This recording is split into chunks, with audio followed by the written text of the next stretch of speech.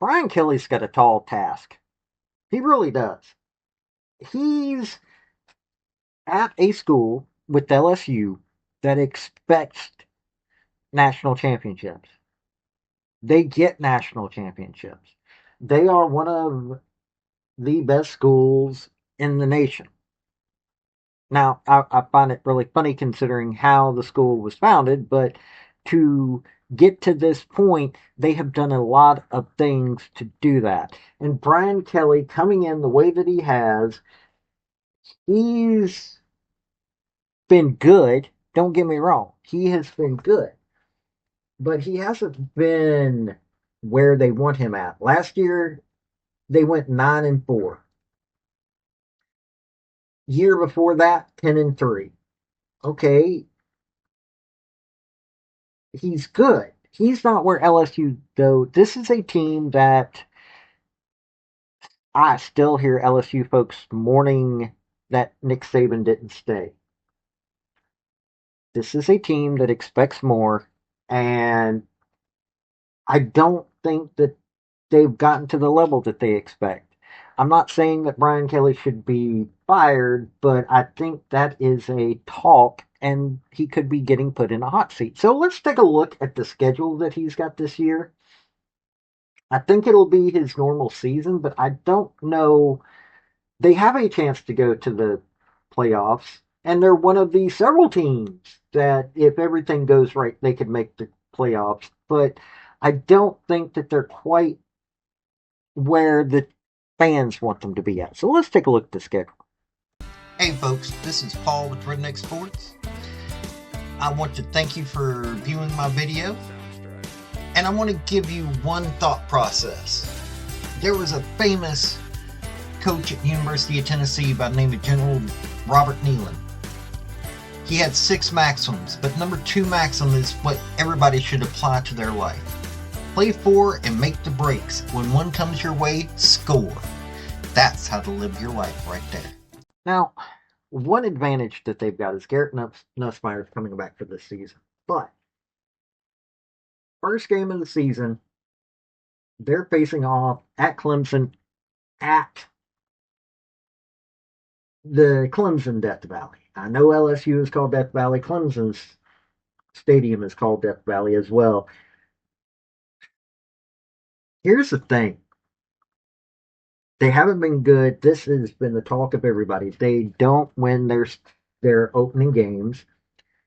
At least Brian Kelly is willing to play the big teams. He lost against a not good USC team last year. They lost to a really good Florida State 2 years in a row. So, yeah, I don't know. I'm going to go with the normal. He ain't going to win this game. He should win this game, but I don't think they will. So they're going to start out the season with a loss. Then they've got Louisiana Tech. That's a win. That's not even a consideration. Um, Florida's coming to them. I like Legway.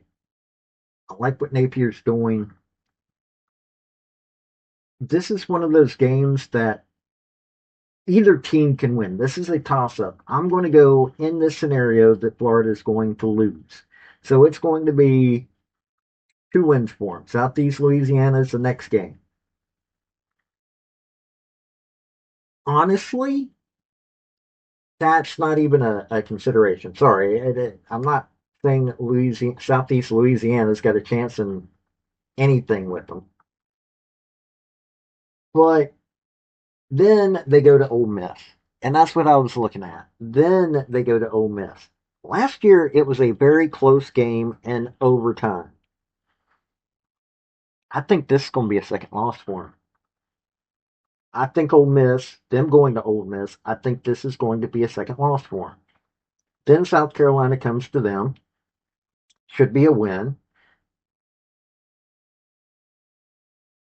So that should be 4. I like Shane Beamer, and I probably said in the game that they could be able to beat them, but this is South Carolina coming to them, and in this scenario, that should be a 4th win for them. At Vandy, should be a win for them. Texas A&M, I'm going to say this is going to be a sixth win. I think that they're going to be tough enough to be able to beat Texas A&M, especially since Texas A&M coming to them. Then they're going to Bryant Dennehy Stadium. That's a third loss right there. Then they face Arkansas. Arkansas is coming to them. That's going to be win number 7. Then they've got Western Kentucky coming to them. Yeah, it, I kind of have a soft spot in my heart for Western Kentucky, but no, not in this one. And then they're going to Oklahoma. Well, going to Oklahoma is not a win for Oklahoma automatically. I don't think Oklahoma is going to be good enough that late in the season with what Brian Kelly's got built. So I'm looking at this is going to be a 9-3 season, possibly a 10-win season, but I think it's going to be closer to a 9-win season with the possibility of an 8. I think 8's on the bottom scale, 10's at the top scale. I don't think they can win more than 10 games, but 9 is where I'm going at for this. Yes, I do think Brian Kelly is a good coach. Yes, I do think that LSU has got a good team. Garrett Nussmeier is somebody that everybody should be talking about. He's an NFL quality quarterback. He's got a decent roster with them right now. I mean, last year, Garrett Nussmeier passed for 4,052 yards. Uh, Ricky Collins and AJ Swan were good backups. I just hate to say this about the team. I just honestly don't think that they can make the college football playoff. I don't think they can contend with for the SEC title. I'm not saying they're a bad team. Matter of fact, they're one of the best, going to be one of the best teams in the nation. They're always one of the best teams in the nation. Brian Kelly always makes dominant teams. I just don't think that they've got they Brian Kelly just somehow can't get to that next level. I'm not saying that he's a bad coach. I'm not saying he's a bad recruiter. I just don't know if he can go to that next level. But you might disagree with me. I like me some LSU. Their women's gymnastics team's my favorite women's gymnastics team in college.